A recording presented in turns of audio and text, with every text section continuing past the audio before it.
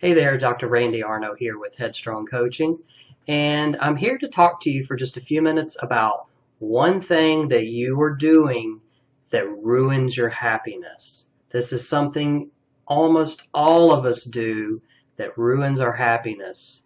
I'm going to tell you what that is, and I'm going to tell you how to stop it.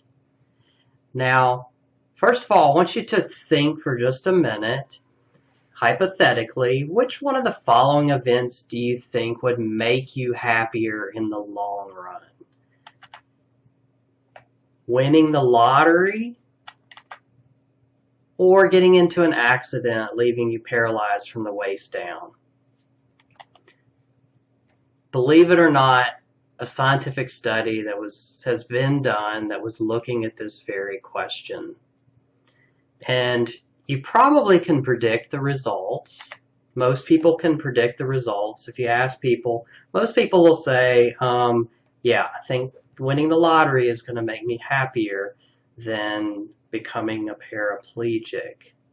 And so here's the data from this study 1 year later. Sure enough, lottery winners are significantly happier a year later than people who got in an accident paralyzing them. Except, actually, I just lied to you. Those weren't actually the results for 1 year later. Those were the results for soon after the event.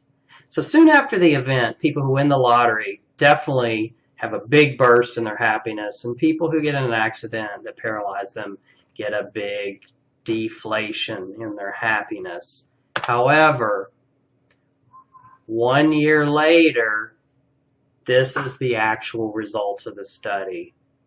Lottery winners 1 year later are just as happy as the people who became paralyzed. Now notice what happened here is the paraplegics 1 year later were happier than they were soon after the event. And the lottery winners are significantly less happy than they were soon after the event of winning the lottery. So this brings us to mainly what I want to talk about, and that's something that we call affective forecasting. You usually think of forecasting as the weather. Affective forecasting, affect just has to do with our emotions. And affective forecasting is something that we all do all the time, pretty much automatically, whether you think about it or not. It's just our process of predicting how we're going to feel in some future situation. You know, humans are pretty unique in this ability to think about how we might feel in some future situation. So we do this all the time, and you know, we choose our behaviors based on this. Is something that we choose to do going to make us happy in the long run, or is it going to make us less happy? So for spring break, are we going to go to the beach, or are we going to stay home, or are we going to go volunteer somewhere? We think about and choose our behaviors based on how we think it's going to make us feel. Now, turns out we're not that good at this. One piece of it we're good at. We're really good at predicting whether something is going to make us feel good or bad. We're good at that. What we're not good at is how good it's going to make us feel and how long that good, positive, joyful feeling is going to last.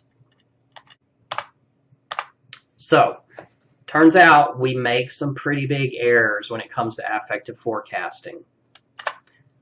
There's something that psychologists call the impact bias.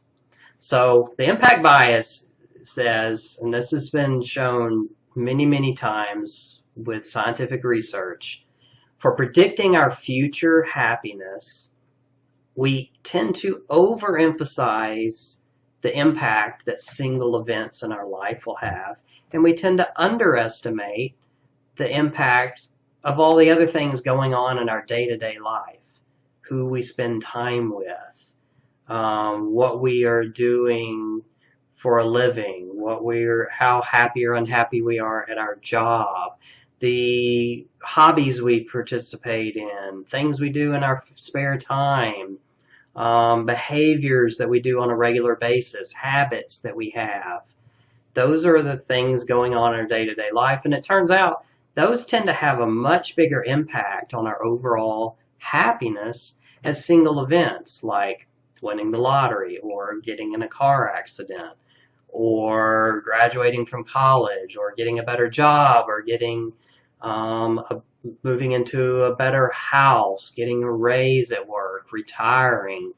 We think of single events like getting things that we want and accomplishments, as we tend to think those have huge impacts on our happiness and well-being. And although they're very important, they tend to not last nearly as long.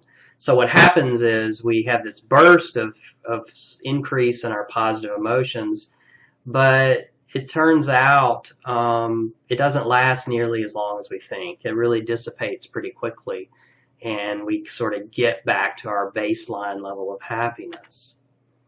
Now, another problem that we have with affective forecasting, another reason we have affective forecasting errors, is something that psychologists call hedonic adaptation. That's really kind of just a fancy way of saying we get used to things that make us feel good. Scientists like to have fancy words to make us look smarter than we actually are. Hedonic adaptation, it's a real thing, but it's basically things that make us feel good and happy. We get used to it. It reminds me of the B.B. King song, "The Thrill Is Gone." So what hedonic adaptation is specifically, it's the loss of the positive emotional impact of a single event that occurs as time goes by. So like you saw in the study of lottery winners, soon after the event of winning the lottery, on average their happiness was much higher, but a year later it was about back down to what it was before. So it's the loss of the positive impact. So we tend to think that positive impact of getting married, getting the job we want, getting the degree we want, moving into the neighborhood we want, getting cool stuff that we want. We tend to think that that is going to have a much longer lasting impact on our happiness than it really does. So why does that kill our happiness? The result is what's called the hedonic treadmill effect. So hedonism has to do with joy and happiness. That's where that term comes from. But what happens is if we aren't aware of these affective forecasting errors, what happens is we continually seek out more and more things, whether it's buying more stuff or getting more and more accomplishments. And again, I can do a whole other series of videos on goals and the positive effect of having goals and reaching goals. That's not my point here. The point is we tend to think those things will increase our happiness a certain amount, and it'll stay there and it won't dissipate.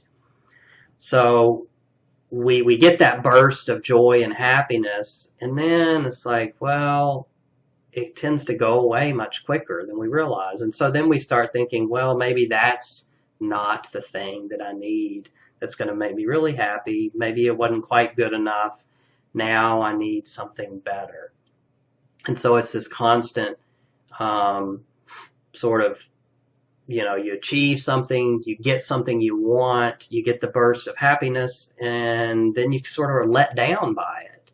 That's what I mean by it kills our happiness. So we're in this constant cycle of getting more and more stuff and achieving more and more things, because that's the next thing that's going to really make us happy, and then we kind of get let down again because we're not paying attention to the impact of just our day-to-day life. Okay, so how do we stay off this treadmill? First of all, just being aware of what affective forecasting is and the errors we make goes a long way to helping you stay off the treadmill. But it takes a little more than that. Another thing that can help you stay off the treadmill is to develop the skill of mindfulness. Mindfulness helps you be in the moment and appreciate the present moment, especially when it's positive. So when positive things happen, it helps us savor that positive thing that's happened. And it also helps us to appreciate the present moment and the process of working towards our goals, as opposed to putting all of our money on achieving the goal as to what's going to make us happy. So skill of mindfulness, and that primarily involves meditation. And the other thing that that is huge for helping you stay off the treadmill is to develop the skill of gratitude. Developing the skill of gratitude, once you do that, once you actively cultivate gratitude, it helps you be more happy with what you have. And it short circuits the treadmill. It short circuits it. The way it does that is, the reason we're on the treadmill is because of the hedonic adaptation. It made us really happy and joyful, but then we kind of got let down because then it's like, oh, now it's not really doing anything for me. I need something more. But when you actively cultivate gratitude, it reactivates the positive emotions that are associated with those accomplishments or those things that you get that you want. So it's reactivating that positive, that warm, fuzzy feeling, that joy, that excitement with those accomplishments and with the things that you have, and that's how it short circuits the treadmill. So, if you want some more specific guidance on how to be more mindful or how to actively cultivate gratitude, check out my page, Headstrong Coaching with Dr. Randy Arno. It's on Facebook. It's at Randy Headstrong. Or if you'd like some more specific training on that, just shoot me a private message, say something in the comments and let me know, and I can put together some more resources for you for cultivating gratitude and cultivating mindfulness. So that's all for today, and thanks for watching. I will see you next time.